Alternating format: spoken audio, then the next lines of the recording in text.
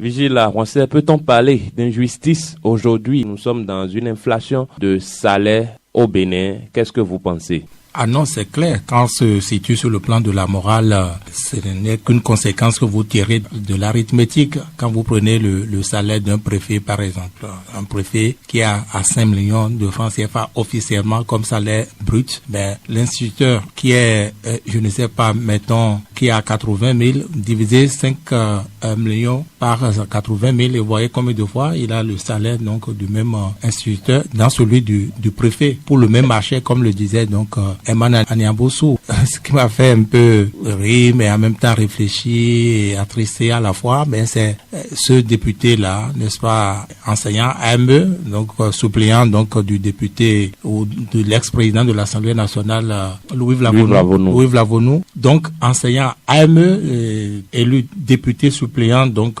siégeant désormais comme député au Parlement. Et donc, lui, mieux que quiconque, vous dira que c'est réel. Et ça, son train de vie a énormément changé, a changé de manière exponentielle du jour au lendemain. Je ne dis pas que je le connais particulièrement, que je l'ai vu. Cela coule de source, n'est-ce pas, qu'un enseignant AME, mettons, qui était, disons, généreusement à 150 000 francs CFA, qui se retrouve du jour au lendemain député avec, mettons, même 5 millions. 6 millions par mois.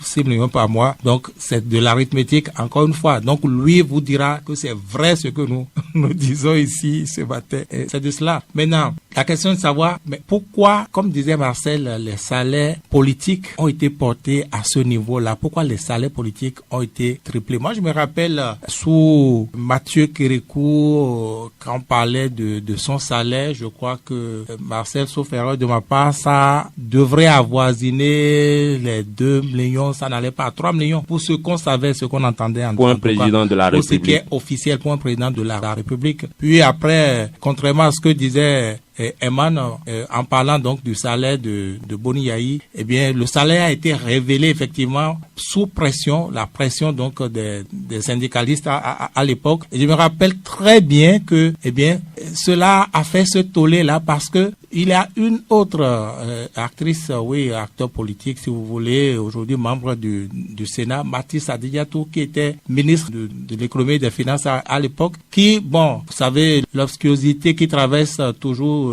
l'intellectuel béninois, c'est toujours ça, croyant bien faire en défendant Boni Yayi, dit oh non, mais il ne gagne même pas, il n'a même pas de salaire. Et les syndicalistes ont dit, mais il n'a pas de salaire, il vit de quoi? Mais là, c'est pire. Ça veut dire que c'est tout le budget qu'il a. Il fait comme... Oui, il prend tout, il fait comme bon lui semble, c'est pire encore. Il faut qu'il ait son salaire. Et donc, ce n'est qu'après cela, n'est-ce pas, qu'il a été précisé, si je ne me trompe, que le salaire de Boni Yayi à l'époque est à 15 millions, n'est-ce pas? Alors, aujourd'hui, on se retrouve, enfin, pas aujourd'hui, parce que Patrice Talon est passé là. La Cour constitutionnelle a tout fait pour connaître son salaire, le salaire de ses ministres, après un recours déposé à son niveau, la Cour Olo, bien entendu. Et quand je parlais donc de privation des ressources, c'était entre autres les motifs, les non-dits. Parce que, en tout cas, il y avait cette coïncidence-là. C'était à l'époque là où c'était chaud entre la Cour constitutionnelle de Olo, n'est-ce pas, Théodore Olo, et le président de la République, Patrice Talon. Et cela jusqu'à son départ.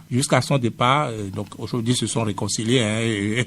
Et ils sont ensemble aujourd'hui. Ils sont ensemble aujourd'hui, mais c'est également ça. Et c'était dû, entre autres, à cela. Donc il est important qu'on sache ces salaires. Je demandais maintenant, est-ce qu'on s'est posé la question de savoir pourquoi les salaires sont portés à ces niveaux-là, qui visiblement, comparés, on va dire, au marché béninois, sont, on va dire, exagérés, comparés au marché béninois, comparés donc au SMIC, si vous voulez. Cela est fait de mon point de vue, et cela n'engage que moi. Eh bien, comme l'a dit un syndicaliste, pour raison de corruption.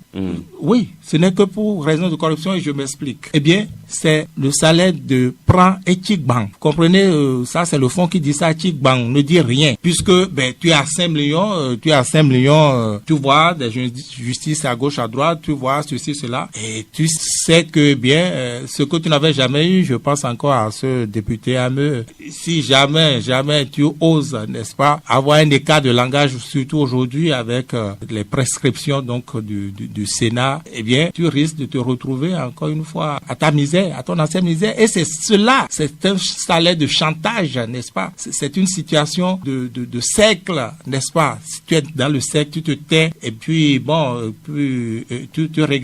tu regardes, tu observes, n'est-ce pas, tu te contentes d'être et les autres, on peut les écraser. C'est en réalité ça, si bien que ça fait son effet. Qui vous voyez véritablement dans le cercle de ces privilégiés-là, n'est-ce pas, avoir le souci de l'intérêt général, avoir le souci, n'est-ce pas, de la justice. Très peu, pour ne pas dire pas du tout. Et aujourd'hui, on est venu mettre un autre couvert en dessous avec ce qu'ils ont appelé la trêve politique et ce qui va avec. Donc c'est voulu ainsi par Patrice Talon et cela a été maintenu jusque-là par Romuald Wadagni, n'est-ce pas, avec les faiblesses qui vont avec. Les faiblesses, c'est-à-dire quand je parlais de cercle, pour ne pas dire de couvent, j'ai pas envie d'utiliser d'autres mots, mais quand je parle de ces choses-là, les cercles où c'est la loi, le silence qui est de règles, n'est-ce pas, avec les initiés et les initiés qui écartent les autres qui sont en dehors du cercle mais qui appartiennent toujours à la famille. Justement, c'est comme au couvent. C'est comme, je n'ai pas envie de dire le truc de l'Italie là. Donc c'est ça justement. Et les autres, ils pleurent. Et au-dessus de ce cercle là, il y a également les populations. Donc les autres AME, il y a les etc. comme on dit, donc les autres fonctionnaires, etc. qui observent, qui disent depuis 10 ans, leur salaire n'a pas augmenté, etc. Et c'est réel, alors que le coût de vie continue à grimper. Et quand on le dit, ce qu'on ne dit même pas, ce que nous ne voyons pas, ce qui est pire, c'est le train de vie. Le train de vie de l'État. De la population. Oui, qui augmente. Et ça, je viendrai encore de montrer comment, n'est-ce pas, au lieu d'augmenter le salaire des fonctionnaires, n'est-ce pas, on le diminue même indirectement. Il faut aller voir derrière ces salaires-là, n'est-ce pas, ces avantages, les non-dits en réalité. Les non-dits expliquent tout. Et vous parlez de quel non-dit, Vigila Roncel? Les non-dits, c'est un peu ce que j'appelais le cercle. Tantôt, n'est-ce pas, le cercle qui ignore les autres. Évidemment, c'est un cercle, donc hors du cercle, vous n'en faites pas partie, n'est-ce pas? Je parlais du cercle qui en fait une secte, donc un groupe fermé. Des initiés. Oui, derrière le cercle. Et ça fonctionne ainsi. Si vous observez un peu le fonctionnement même de ce cercle ou des membres à l'intérieur de ce cercle, vous allez voir. Ça m'a fait tic de voir hier une blague circuler, n'est-ce pas, sur les réseaux sociaux où on faisait indirectement la publicité à une école, n'est-ce pas, où on a donné des chiffres, a donné le vertige, n'est-ce pas, pour la scolarité. Par exemple, la scolarité dans cette école-là, et puis on dit, mais c'est pourquoi non. En réalité, vous allez voir que rien n'est perdu. C'est vraiment un cercle, une secte, n'est-ce pas, où pour faire plaisir à son bienfaiteur, n'est-ce pas, DG, ministre ou ceci, cela, on met ses enfants dans cette école-là, par exemple.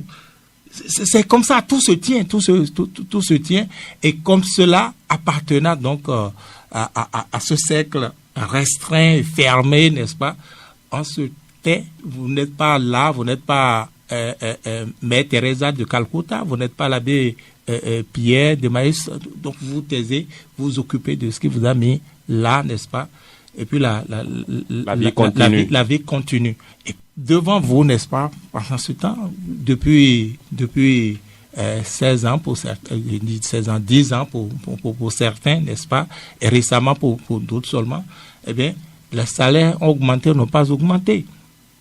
C'est cela. Dans le même pays où on a augmenté, on a doublé ce qu'il faut payer au péage, par exemple.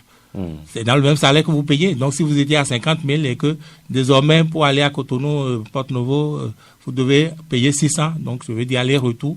Au lieu de 300 francs hier, n'est-ce pas? Votre salaire a augmenté ou bien a diminué. C'est ça.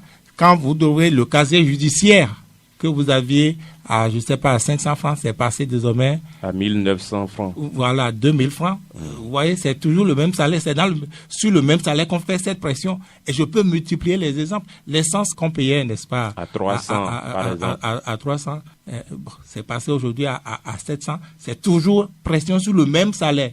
Donc, au lieu d'augmenter, n'est-ce pas, on le diminue indirectement. Et ça, c'est pour les privilégiés encore, ceux qui ont du salaire.